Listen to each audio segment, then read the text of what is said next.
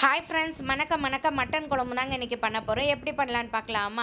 குக்கரில் எண்ணெய் ஊற்றிக்கிடலாங்க. எண்ணெய் சூடான பெருஞ்சீரகம், நல்ல மிளகு, பட்டை, கிராம்பு, ஏலக்காய் போட்டு நறுக்கி வச்சுருக்க சின்ன வெங்காயம், பச்சை மிளகா, கருவேப்பிலை போட்டு வதக்கிடலாம். வெங்காயம் வதங்கி வந்தப்புறம் ஒரு ஸ்பூன் இஞ்சி பூண்டு பேஸ்ட்டையும் போட்டு வதக்கி எடுத்துக்கிட்டு கழுவி வச்சுருக்கேன் மட்டனையும் எடுத்து போட்டு வதக்கிடலாம். மஞ்சத்தூளும் போட்டு நல்லா வதக்கி எடுத்துகிட்டு 2 செகண்ட் மட்டனுக்குள்ளே தண்ணியை ட்ரை ஆகிறதுக்கு மூடி போட்டு விட்டுடலாம். 2 செகண்ட் கழித்து ஓப்பன் பண்ணி பார்த்தா மட்டனுக்குள்ளே தண்ணியெல்லாம் ட்ரை ஆகிட்டுங்க.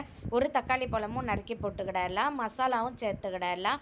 மல்லிப்பொடி, பெருஞ்சீரக பொடி, மிளகாய்த்தூள், உப்பையும் போட்டு பச்சை வடை போகிற வரைக்கும் வதக்கி எடுத்துட்டு குழம்புக்கு தேவையான அளவு தண்ணியை ஊற்றிட்டு குக்கரை மூடி போட்டு 4 விசில் விட்டுறலாங்க.